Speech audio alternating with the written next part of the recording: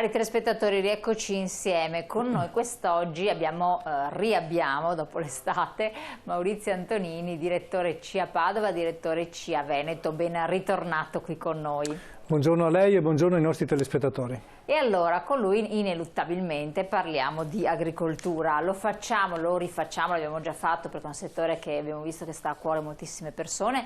Molti di voi anche lo seguono direttamente per attività professionale e quindi vediamo luci e ombre. Speriamo che ci siano anche delle luci interessanti, delle prospettive per questa stagione. Parleremo anche di certi andamenti, ma anche puntando l'attenzione su come è stata gestita e come verrà gestita questa era Covid, chiamiamola così, e se ha impattato anche nel settore agricolo. E poi le prospettive per questo rinnovo che c'è stato, rimpasto, diciamo così, post elezioni, se può in qualche modo soddisfare le aspettative o meno del settore agricolo. E allora, direttore, un po' tiriamo una riga. Com'è stata la stagione estiva, una stagione anche di raccolti interessanti, poi c'è adesso la vendemmia che sembra abbastanza buona, no?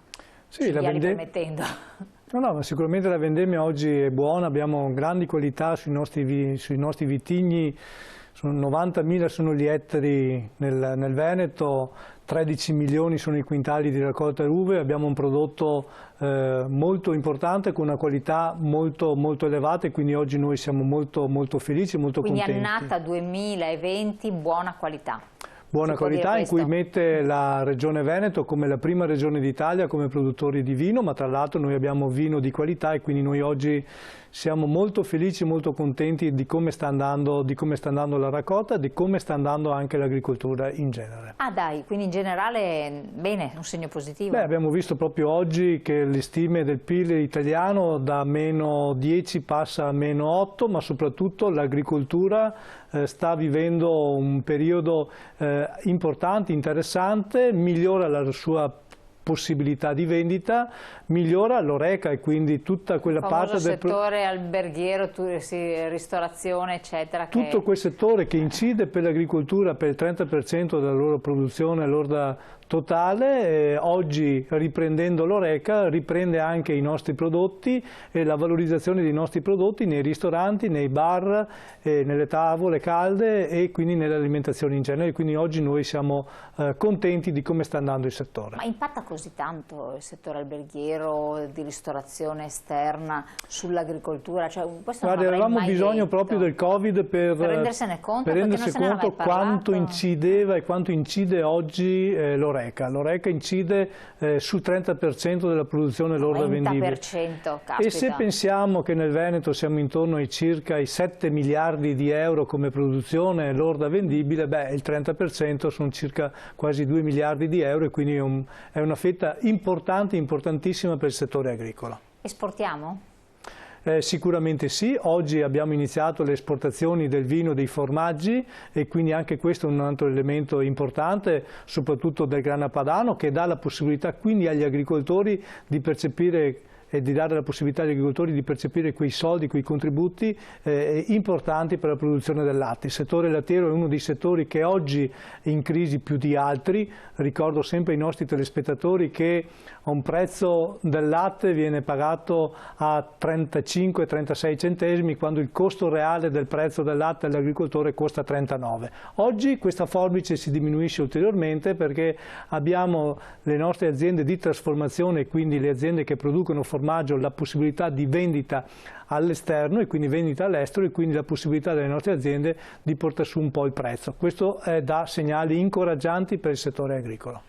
Anche per innovarsi sostanzialmente, no? Quindi darsi un po' una veste diversa, perché ci sono stati dei segnali significativi anche da parte delle persone, poi a seguito del lockdown, che c'è interesse per il prodotto del territorio dove questo è accessibile. Guardi, il lockdown ci ha dato un'ulteriore la possibilità di valorizzare i nostri prodotti. Se oggi la vendita diretta dei nostri prodotti è aumentata del 22%, sono dati importanti, sono risposte concrete che si danno alle aziende. Quindi oggi le aziende agricole, più di 67.000 le aziende agricole del Veneto, dovranno sempre di più cercare anche di vendere direttamente i loro prodotti, mantenendo chiaramente quella capacità di valorizzare il proprio prodotto, valorizzare il proprio territorio, ma soprattutto mantenendo anche un prezzo adeguato, un prezzo corretto per quanto riguarda la vendita del loro prodotto.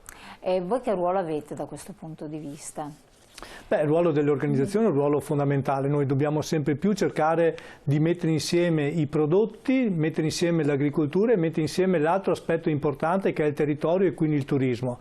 L'agricoltura, turismo e territorio sono binomi importantissimi, dobbiamo valorizzarli sempre di più, lo dobbiamo valorizzare con le politiche agricole anche della Regione Veneto per dare la possibilità ai nostri produttori di vendere i loro prodotti in maniera equa e in maniera corretta.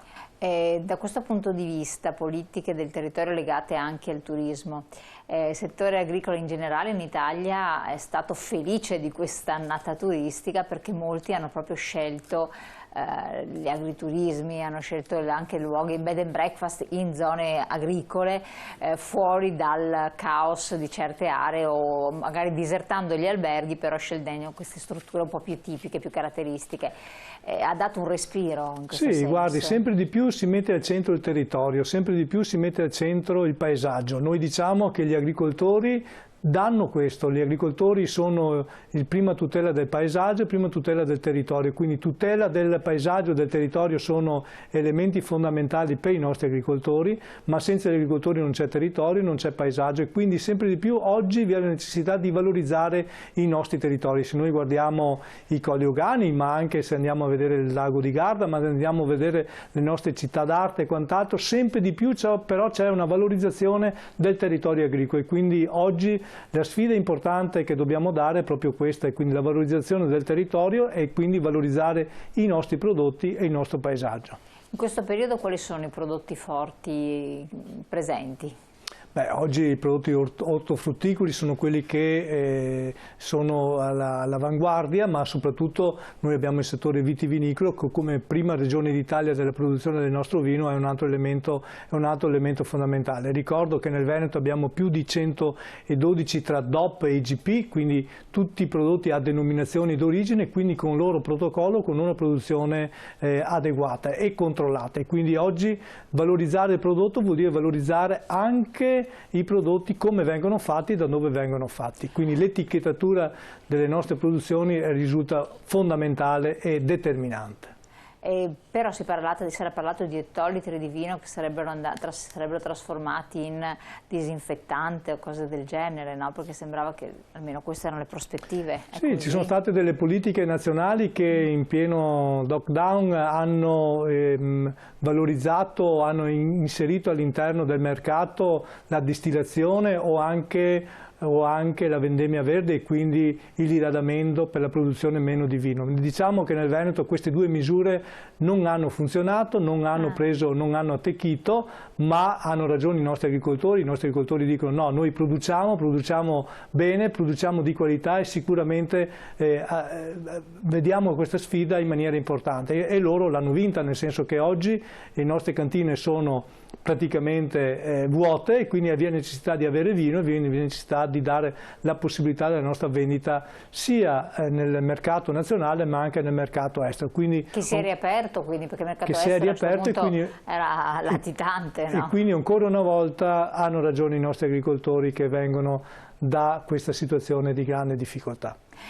Zona Colli Euganei come sta andando la raccolta di vino? Sta andando molto molto bene, c'è una riduzione da un 5 a un 10% della produzione, ma aumentiamo la qualità sia per quanto riguarda i Chardonnay e quindi i vini bianchi, ma anche i vini rossi che è un'eccellenza dei Colli Euganei. Noi abbiamo il nostro DOCG importante e quindi la valorizzazione di questi nostri prodotti, di questi nostri vitigni è un elemento fondamentale. Anche nei Colli Euganei però, oltre alla viticoltura c'è l'olicoltura. Infatti volevo chiedere questo, esatto, si è incentivata abbastanza. Abbiamo circa 400 ettari di olivi, c'è una buonissima produzione dell'olivo e quindi anche in quel caso avremo sicuramente una buonissima produzione di olio di Colli Euganei e quindi anche questo è un elemento importante per andare a visitare i nostri colli ma per andare a prendere l'olio nei nostri Colli Euganei e quindi un buon valore olio d'oliva, insomma.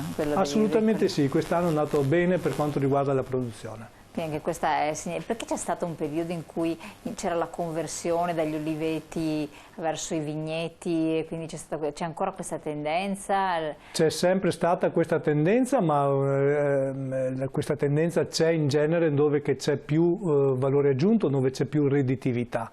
L'olio ha avuto un momento di difficoltà, però nella valorizzazione, nell'etichettatura dell'olio, questo ha dato un valore aggiunto all'olio e quindi dà la possibilità oggi ai nostri olivicoltori di essere pagati in maniera corretta. E ricordo che un litro d'olio non può essere pagato a 2 euro o a 3 euro come lo vediamo in tante altre parti. Il nostro olio costa dai 7 ai 10 euro al litro e quindi questo è il valore giusto e corretto per la valorizzazione del nostro olio, ma per dare sicurezza ai nostri consumatori che quell'olio che loro bevono è un olio corretto, giusto, fatto in maniera Dove si trovano questi prodotti locali? Nelle zone? Basta girare i nostri colli ugani e quindi si trovano sulle aziende agricole sono in vendita diretta e quindi direttamente le trovano là, ma anche nei nostri scaffali, nei scaffali della grande distribuzione. Dove è segnato? Dove è segnato e dobbiamo sempre stare attenti all'etichettatura e quindi alla denominazione e soprattutto all'origine dell'olio, perché l'olio